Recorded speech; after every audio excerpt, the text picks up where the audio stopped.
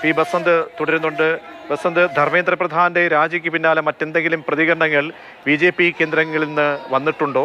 ഇനി തിങ്കളാഴ്ച പാർലമെന്റിന്റെ ഇരുസഭകളും ചേരുമ്പോൾ കാര്യത്തിലൊരു അറിയിപ്പ് ഉണ്ടാകുമോ?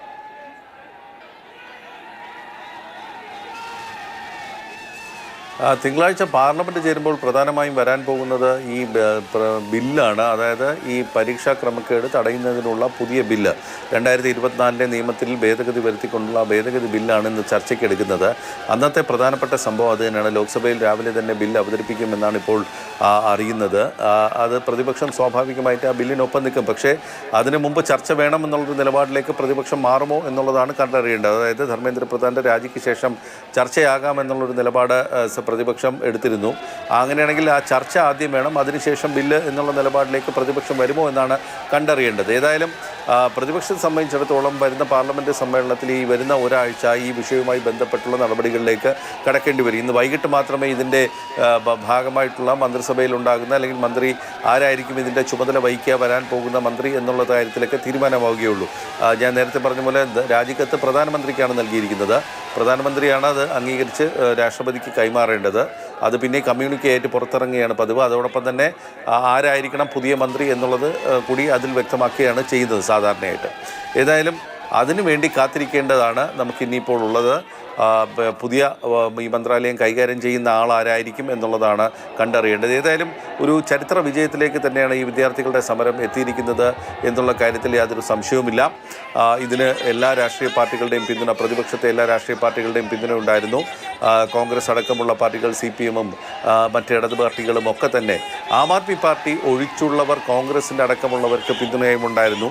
CJPക്ക് പിന്നിൽ ആം ആദ്മി ആണ് എന്നുള്ളൊരു ആരോപണം നേരത്തെ ഉയർന്നിരുന്നു. അതായത് അഭിജിത് ദീപ്കയും എല്ലാവരും റങ്കയും ഒക്കെ തന്നെ പിന്നെ ആം ആദ്മി പാർട്ടിയുടെ പ്രവർത്തകരായിരുന്നു എന്നുള്ളതാണ് ആരോപണം. അപ്പോൾ ഇത് പിന്നിൽ ഈ സോഷ്യൽ മീഡിയയിലൂടെ വളർന്ന ഈ പാർട്ടിക്ക് പിന്നിൽ ആം ആദ്മി പാർട്ടിയുടെ ഒരു രാഷ്ട്രീയം കൂടി ഉണ്ട് എന്നുള്ളതാണ്.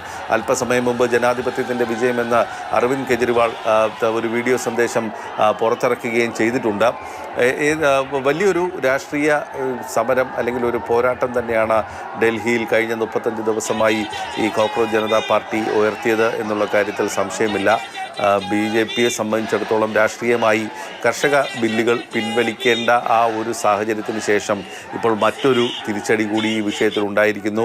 ധർമ്മേന്ദ്ര പ്രധാന്റെ രാജി എന്നുള്ളത് ആ സമയം തന്നെ വാങ്ങേണ്ടതായിരുന്നു എന്നുള്ളൊരു അഭിപ്രായം BJPയിലെ ഒരു വിഭാഗത്തിനുമുണ്ട്. അതായത് ഇതിങ്ങനെ നീട്ടി വലിച്ചു കൊണ്ടുപോകേണ്ട ഒരു ആവശ്യമുണ്ടായിരുന്നില്ല എന്നുള്ള തരത്തിൽ ഒരുപക്ഷെ യുവജനങ്ങളുടെ ആ ഒരു അടിത്തട്ടിലുണ്ടായിരുന്ന ആ പ്രതിഷേധം അല്ലെങ്കിൽ ആ ഒരു അതൃപ്തി സർക്കാരിനെതിരെയും ഒരുപക്ഷെ നരേന്ദ്രമോദിക്കെതിരെയും പ്രധാനമന്ത്രി നരേന്ദ്രമോദിക്കെതിരെയും ഒക്കെ ഉണ്ടായിരുന്ന ആ ഒരു അതൃപ്തി പൊട്ടിയൊലിച്ച് പുറത്തിറങ്ങുന്ന ഒരു സാഹചര്യത്തിലേക്ക് ഇത് എത്തിച്ചു എന്നുള്ളതാണ്. ഉത്തരേന്ത്യയിൽ ഏറ്റവും വലിയൊരു തെരഞ്ഞെടുപ്പ് വരാനിരിക്കുന്ന ഒരു സാഹചര്യമാണുള്ളത്. ഉത്തർപ്രദേശിലെ തെരഞ്ഞെടുപ്പ് അടുത്ത കൊല്ലം നടക്കാനിരിക്കുകയാണ് ഈ ഒരു വിഷയമുണ്ടായിരുന്നത്. ആകെ BJPക്ക് ഒരു നേട്ടം എന്ന് വേണമെങ്കിൽ ഒരു നമുക്ക് പറയാൻ കഴിയുന്ന ഒരു കാര്യം, രാമക്ഷേത്രത്തിലെ സംഭാവന കൊള്ളയുമായി ബന്ധപ്പെട്ട ആ ഗുരുതരമായ വിശ്വാസവുമായി ബന്ധപ്പെട്ട വിഷയത്തെ മാറ്റാൻ കഴിഞ്ഞു പൊതുജന ചർച്ചയിൽ നിന്ന് എന്നുള്ളത് മാത്രമേ BJPക്ക് ഇതിൽ പറയാൻ കഴിയുന്ന നേട്ടമായിട്ടുള്ളൂ. ഈ യുവാക്കളുടെയും വിദ്യാർത്ഥികളുടെയും ഈ രോഷം, ഈ അതിർത്തിയെ എങ്ങനെ BJP മറികടക്കും ഇനി വരാൻ പോകുന്ന ദിനങ്ങളിൽ എന്നുള്ളതാണ് കണ്ടറിയേണ്ടത്. കഴിഞ്ഞ ദിവസം ഇൻസ്റ്റാഗ്രാമിൽ പ്രധാനമന്ത്രി പങ്കുവച്ച സന്ദേശത്തിന് താഴെയുള്ള കമൻറ്റുകൾ മാത്രം നോക്കിയാൽ മതി ഒരുപക്ഷെ രാജ്യത്തെ യുവജനങ്ങൾ എങ്ങനെ ചിന്തിക്കുന്നു എന്നുള്ളത്. മാത്രമല്ല മന്ത്രിമാരോട് കഴിഞ്ഞ ദിവസം അദ്ദേഹം മന്ത്രിസഭാ യോഗത്തിൽ പറഞ്ഞു, നിങ്ങൾ കൂടുതലായി ഇൻസ്റ്റാഗ്രാമിൽ ശ്രദ്ധിക്കണം, ഇൻസ്റ്റാഗ്രാമാണ് യുവാക്കളുടെ കേന്ദ്രം, അവിടെ നിങ്ങൾ അവരുമായി സംവദിക്കണം എന്നൊക്കെ അദ്ദേഹം പറയുന്നുണ്ട്. പക്ഷേ എത്രത്തോളം ഇനി യുവാക്കൾ ഈ ഒരു ഭരണകൂടത്തെ വിശ്വസിക്കുമെന്നൊക്കെ ഉള്ളത് കണ്ടറിയേണ്ട ഒരു കാര്യം മാത്രമാണ്. ഏതായാലും ഒരു രാഷ്ട്രീയ വിജയം തന്നെയാണ് ഇപ്പോൾ CJPക്കും അതോടൊപ്പം തന്നെ പ്രതിപക്ഷത്തിനും അവകാശപ്പെടാനുള്ളത്. ശരി, ബസന്താണ് ഡൽഹിയിൽ നിന്ന് വിവരം നൽകിയത്. ഇപ്പോൾ ധർമ്മേന്ദ്ര പ്രധാന്റെ പിൻഗാമി, അതായത് അടുത്ത ആളാരാണ്, ഈ വിദ്യാഭ്യാസ മന്ത്രാലയത്തിൻ്റെ ചുമതല ആർക്കായിരിക്കും എന്നതും വളരെ പ്രധാനപ്പെട്ടതാണ്.